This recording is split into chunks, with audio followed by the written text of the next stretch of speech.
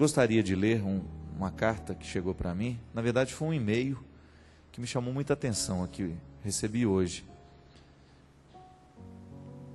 Padre, sabe quando se sente que não se fez as melhores escolhas porque sempre permitiu que os outros fizessem por você e que precisa inaugurar um novo tempo? Sabe quando já descobriu há algum tempo as razões dessas escolhas e tudo o que precisava saber para não cair na armadilha delas novamente? Ou ainda que tem razões concretas para estar indiferente, sem forças, mas que sempre conseguiu se apegar a um detalhe que lhe fizesse ressurgir das cinzas e agora parece que não vê? Sabe quando a razão diz levanta e anda, porque tem possibilidades, novos parâmetros e a capacidade de fazer toda uma vida valer a pena e não ser vivida de qualquer jeito? Que pode andar sozinha, fazer as próprias escolhas, porque tudo um dia lhe ensinaram foi uma leitura mais fácil e não real de Deus? Pois é, querido Padre, em lágrimas e com vergonha lhe digo, estou assim. Não sei se é diferente do que lê, ouve, interpreta, vivencia, mas acho que sim. Não estou doente, ninguém morreu, tenho saúde, emprego, família e me acho nova com 33 anos. Mas estou em uma fase de não atitude. E olha, como disse, vi muitos sofrimentos piores em seus livros, na vida de outras pessoas, mas é indiferença mesmo. E isso está me matando por dentro. Nunca tive o alicerce emocional de uma família. Tive todo o material necessário. Sempre acreditei que formaria esse alicerce em uma família que ainda não chegou e nem sei se vai chegar. Mas hoje já sei, de verdade, as raízes mais profundas devem mesmo ser lançadas à luz do Evangelho, onde o divino só pode agir em nós à medida que nossa humanidade trabalha com atitudes certas, incertas e até erradas, mas que agindo está aberta à transformação. Foi assim que me curei. E agora sofro porque sei que parada não chego a lugar nenhum. Indiferença e omissão para mim é vivo morto. Sabe quando descobre que ao lado de algumas pessoas você tem vontade e estímulo de ser melhor e que pelos desencontros da vida nunca pôde ficar perto destas? E que por outro lado, o que tem perto e próximo são apenas as pessoas de sua própria família e que por insanidade o que sente, neste caso, é o seu pior lado? Onde perde as forças para tudo que se propõe, mesmo sabendo que o fundamental de tudo é uma decisão pessoal para a mudança e que trabalhar em família é uma extensão do relacionamento de dentro de casa, pior por envolver outras pessoas, e é quase impossível a melhora no trabalho sem nunca ter havido mudança na relação familiar? E com tudo isso não consegue virar a página e deixar esse trabalho porque precisa dele, mas isso não é o suficiente para recuperar as forças? Então, Padre, parece que perdi a força da ação e acho que assim Deus não age em mim. Estou certa? Acho que até teria forças para começar de novo, uma nova faculdade, um novo começo. Desta vez por prazer, quem sabe? Mas sinto muito medo. Sei de muitas das minhas limitações e quando penso nelas, gosto de desistir. Gosto do que faço, mas tudo que envolveu essa escolha veio com um fardo muito pesado e que aumentou demais depois. Estou nessa condição e posso me dar a esse luxo de pensar, investir em mim, querer levar outra vida. Sou solteira, não tenho marido, não tenho casa, filhos e tenho certa estabilidade. Acho que conseguiria exercer duas profissões, só não ando conseguindo arrumar dentro de mim o fato de por mim mesma querer ser melhor ao lado daqueles que não consigo. Nem nas pequenas coisas eles dificilmente percebem algo e quando o fazem, superdimensionam o fato. Já sou rotulada. Então cansei. Sinto medo de começar de novo em áreas desconhecidas e muito fraca para tentar diferentes formas nas coisas antigas. Não sei se pode me dizer muito, mas pode me entender, Padre? Meu carinho e um abraço. Vanessa. É engraçado quando em alguns momentos da nossa vida, a gente passa por algumas crises em que tudo o que a gente construiu parece perder o sentido. Veja bem que isso não é uma realidade que acontece somente com quem se casou. Aqui você tem um exemplo muito claro de uma moça bem-sucedida profissionalmente e que num determinado momento entra dentro de um processo de crise e ela verdadeiramente precisa de ajuda. E mesmo porque neste momento eu tenho certeza que muitas pessoas passam pela crise, por essa crise, de depois de um determinado momento, de ter construído isso, de ter estudado, de ter escolhido, você começa a colocar em questão as escolhas que fez. Minha gente, a gente precisa tomar muito cuidado com esse processo de crise. Primeiro porque a gente corre o risco de ser injustos. Às vezes não é tudo que está errado, às vezes é um detalhe, mas nós estamos fazendo a leitura do todo a partir do detalhe. E esse é o cuidado que você precisa ter, Vanessa. Qual é o lugar, de qual janela desta sua casa, da casa da sua vida, você está olhando? Qual é a janela em que você se debruçou? Se a gente começa a olhar o detalhe que nos incomoda e nós o fazemos crescer, ele realmente vai tomando conta do todo. E o interessante, Vanessa, é que a sua carta parece demonstrar que, mesmo você tendo toda essa realização profissional, você vive uma instabilidade emocional muito grande dentro da sua casa. E essa, muitas vezes, gente, é a causa de muitas crises. Porque não adianta a gente conseguir, não adianta a gente ter, não adianta a gente chegar lá. A gente precisa ter alguém que veja o que a gente conseguiu, que nos apoie para chegar lá, que esteja do nosso lado no momento em que nós chegamos lá. É aqui que você vai começar a concluir que a materialidade da vida só tem sentido se ela estiver sustentada por uma espiritualidade. E amar é espiritual, não é verdade? Por mais que isso seja físico, a gente se abraça, a gente se beija, a gente se toca, a gente traz o outro para perto, a gente leva, a gente busca. O amor de um pai pelo filho, por exemplo, ele é físico o tempo todo. É o amor do deslocamento. Eu levo o meu filho para a escola, eu busco o meu filho da escola. Mas isso tudo é motivado por um espiritual que está dentro de nós. É esta dimensão imaterial do amor que faz a gente viver a crise do jeito certo. Se a gente está sem a estabilidade emocional, afetiva, espiritual, a gente não dá conta de atribuir sentido a tudo que a gente construiu materialmente. É assim que a gente explica, minha gente, a infelicidade de pessoas riquíssimas e que não tem sequer um amigo para entrar dentro da casa e desfrutar do prazer que ela tem. É muito triste você encontrar pessoas trancadas em suas mansões e não tem um amigo que entra ali dentro para desfrutar daquela beleza, daquela riqueza. É disso que nós estamos falando, Vanessa. E às vezes essa realização toda, esta disposição toda cai no momento em que nós entramos na contradição daquilo que a gente falava no primeiro momento do programa. Qual é a contradição aqui? Eu busquei, eu realizei, mas agora não tenho com quem dividir o que eu encontrei, o que eu realizei. A solidão, minha gente, é uma das coisas mais doídas que nós podemos enfrentar na vida. Quando você não tem mesmo para quem você deixar a sua herança, né? E não é só a herança material, não. Eu estou falando essa coisa de você emprestar o sentido para alguém. Você ter alguém do seu lado que você cuida.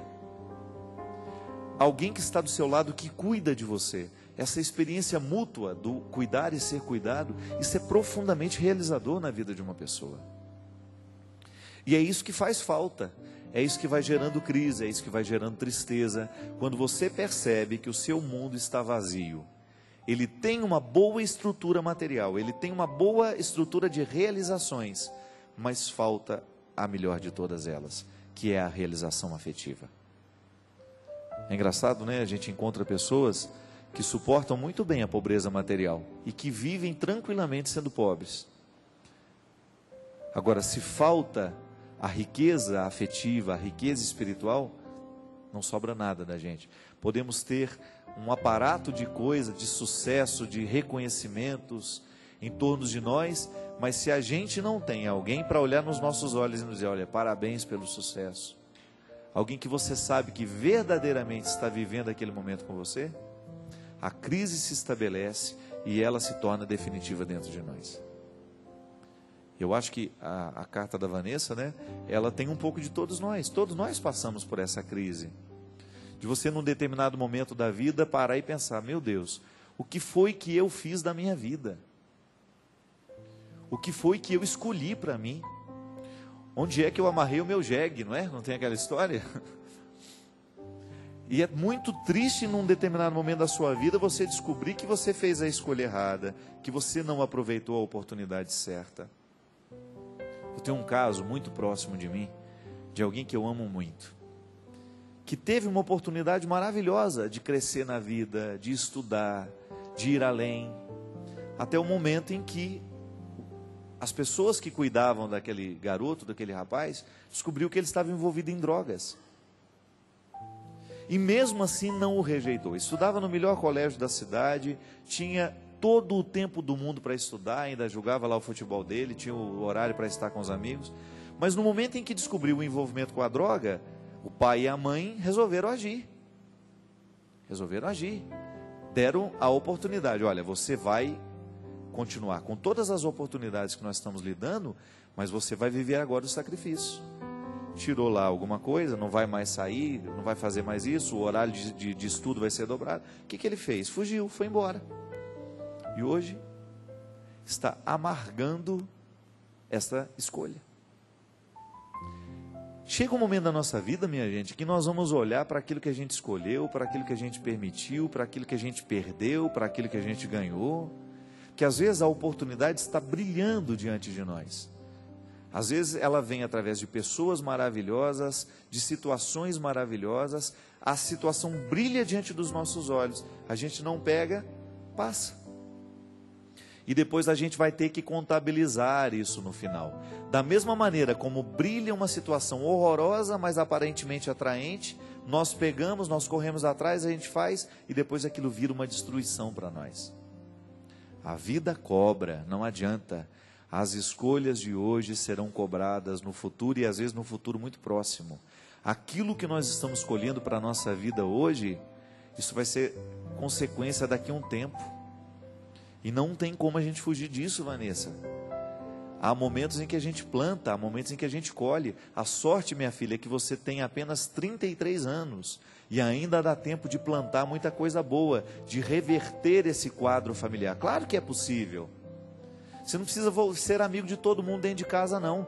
Às vezes nem é possível isso. Mas você precisa estabelecer laços fecundos com as pessoas que estão do seu lado. Sejam elas amigas, porque às vezes, minha gente, a gente não consegue dentro de casa, a gente não consegue com a família. Mas você tem um amigo que é como um irmão. Não é verdade isso? Todos de nós podemos testemunhar isso. Em muitos momentos da nossa vida, o que nos segura não são os nossos irmãos, não são os nossos parentes, não. Quem nos segura para a gente ficar de pé muitas vezes são os estranhos que chegaram, mas que se transformaram em peças fundamentais na nossa vida por causa da maneira responsável como nos olharam, nos agregaram. Se a pessoa não nos agrega, se ela não nos faz crescer, se a gente é apenas um depósito das necessidades dela, ela não nos agrega com nada. E a gente descobre que a gente vive perfeitamente sem ela. Por isso que muitas vezes as relações familiares são tão fragilizadas. É porque muitas vezes os irmãos, os pais, os familiares não agregam. E é muito triste você chegar a essa conclusão, de que você recebeu muito mais de fora do que daqueles que eram da sua casa. Quando muitas vezes o contexto da família, ele representa só problemas, só dificuldades, não são pessoas que vão te agregar, não são pessoas que vão te promover, que vão lhe ajudar a superar as suas dificuldades. Então a gente vai ficando frágil, a gente não vai tendo esse referencial. Mas não, se você chega à conclusão de que você não tem o referencial dentro da sua casa, o ideal é que fosse lá. Mas então comece a estabelecer vínculos que possam representar isso para você. Pessoas que verdadeiramente vão ajudar você a vencer na vida, a curar um pouco desta aridez afetiva que você tem, esta aridez espiritual, de pessoas que vão lhe ajudar a vencer essas crises, que estarão do seu lado no momento delas. Porque, olha gente, vou testemunhar isso para vocês, isso eu experimento na minha carne. Por aquilo que eu vejo, por aquilo que eu sinto. O pior não é estar em crise. O pior é você não ter alguém com quem você possa dividir a sua crise. Essa é a pior de todas as crises. É você reconhecer que diante dos seus problemas, das suas dificuldades, você está só. você não tem a quem recorrer. A maior pobreza que nós podemos viver na vida é esta: eu olhar para o meu telefone, ver 200, 300 contatos, mas eu não reconhecer em 200, 300 contatos alguém que eu possa ligar para chorar, para contar a minha dificuldade, e saber que do outro lado eu vou encontrar alguém com uma palavra que vai verdadeiramente me ajudar a viver a dificuldade da vida. Porque lamentavelmente, minha gente, nós temos muitos colegas, mas amigos de verdade, e amigos que agreguem, né, que digam alguma coisa, que tenham alguma coisa, que tenham uma visão nova para nos emprestar. Isso é muito bonito. Você estar ao lado de pessoas que tenham uma visão nova para lhe ajudar a enxergar a vida. Se você tem, faça de tudo para você manter esses vínculos o mais tempo possível, porque isso é uma riqueza, minha filha, que você não encontra nos shoppings para você comprar, você não encontra nas prateleiras da loja. Quem conquistou, conquistou. E Jesus já dizia, né? Quem é igual encontrar a pérola preciosa. Quem sabe que ali está a pérola preciosa, renuncia tudo que está sobrando e vai embora atrás da pérola preciosa, porque sabe que lá você encontrará a segurança necessária, o lugar certo para você crescer, para você estabelecer novos projetos, para você ir além. Gente que olhe para você de um jeito novo. Gente que nos olha de um jeito velho, isso não faz diferença. É horrível a gente ser olhado de um jeito velho. A gente encontrar alguém que nos estende a mão, que nos dá uma oportunidade, isso é maravilhoso. Experimento isso na minha vida o tempo todo, com os amigos que, graças a Deus, eu fiz ao longo da minha vida. De pessoas que me fizeram crescer. Dou aqui o testemunho do Gabriel Chalita. Todo mundo sabe da amizade, da fraternidade que eu tenho com ele. O Gabriel é uma das pessoas que mais me promoveu na vida, em curto espaço de tempo. Enxergou dentro de mim uma pérola preciosa que eu não sabia que eu tinha. Da mesma maneira como o Padre Joãozinho. O Padre Joãozinho foi um dos homens que mais me promoveu na vida também. Desde quando ele me encontrou lá no seminário. Quando ele viu que eu tinha talento para algumas coisas. E ele começou a me ajudar a qualificar o meu talento. Vai estudar, Fábio. Leia isso, leia aquilo. Começa a se preparar. Não grava disco agora não. Está muito cedo, você precisa ter o que falar. Essas músicas não são boas ainda. Gente que fala o não na hora certa, sabe? E que depois acompanha o seu processo com responsabilidade, sem ciúmes. Acompanha na cumplicidade. Quer nos fazer crescer, quer nos edificar. Isso é muito bom, minha gente. Quando você encontra pessoas que representem esse papel na sua vida, Vanessa. Esta segurança afetiva, ela é muito necessária. E a gente não vai saber viver se a gente não tiver isso.